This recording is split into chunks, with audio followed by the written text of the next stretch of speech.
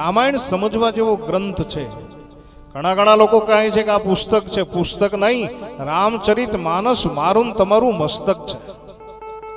અને મસ્તક છે એટલા માટે આપણે આને માથે લઈ અને આદર આપ્યો છે. મુખ્ય યજમાન અમારે ભાઈ દિલીપભાઈ, અને કદાચ હું ન બોલતો તો શાંતિબેન, હા, તો એમને પણ ખૂબ લાખ ધન્યવાદ છે. કેમ કે મુખ્ય આયોજક આ પોથીજીના યજમાન જે બન્યા છે એમના માટે એક જોરદાર તાલીઓના ગડગડાટથી વધાવો. આ રામચરિત માનસ જે છે એ જીવન જીવવાનો ગ્રંથ છે. આપણે જે આ રામાયણ લઈને બેઠા છીએ આમાંથી શીખવાનું છે.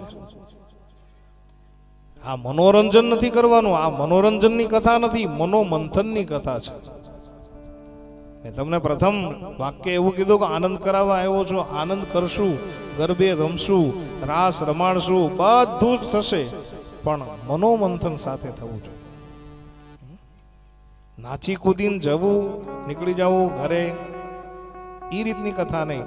9 દિવસ પછી તમને એવું લાગે કે નહીં, બાપુ પાસેથી અમને કાંઈક જીવન જીવવાનો પાઠ મળ્યો, તો કથા સાર્થક છે. રામાયણનું એક પાત્ર તમે લઈ લો. રામાયણ સાંભળીને આપણે શીખવાનું છે કે આપણે રામ જેવા છીએ કે રાવણ જેવા,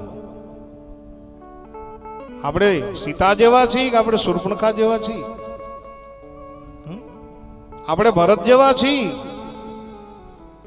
કે આપણે કુંભકર્ણ જેવા છીએ. આપણે શું બનવું એ આપણા ઉપર ડિપેન્ડ છે. પણ રામ કથા સાંભળવી પડે. અને આ એવડી એક રહસ્યમય વાત કરી અને કથાને વિરામ તરફ લઈ જાઓ. આ એવી કથા છે કે 9 દિવસ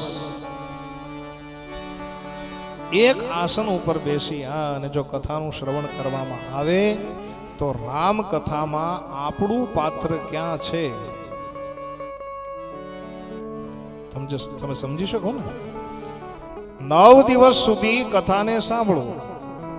જ્યાં તમારાને આસન મળે એક આસન ઉપર બેસી જાઓ અને 9 દિવસ કથાનું શ્રવણ કરો તો રામ કથામાં તમારું પાત્ર,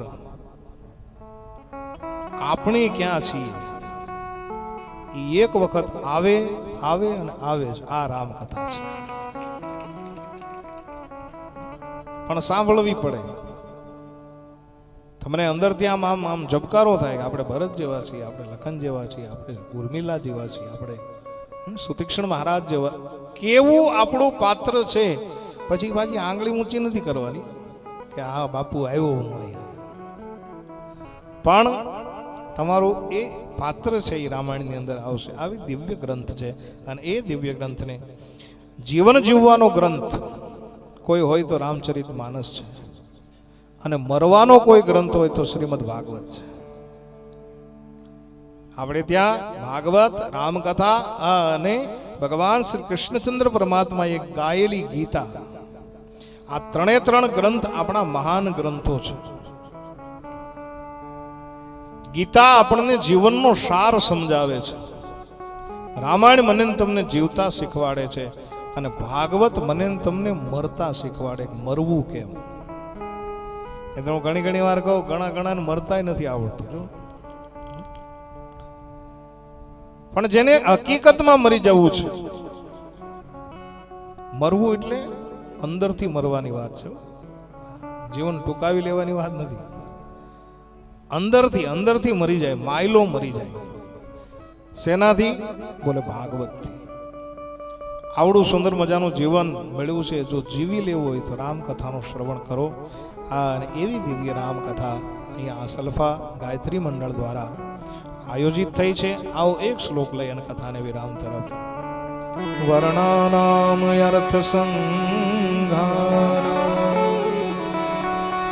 રસા છંદસા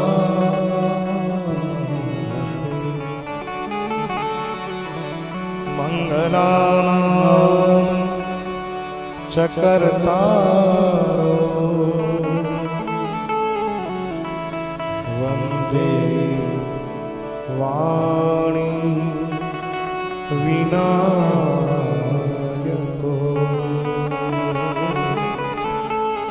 વંદે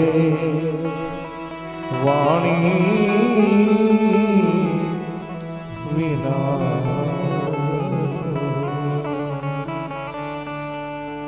બાલકાંડની શરૂઆત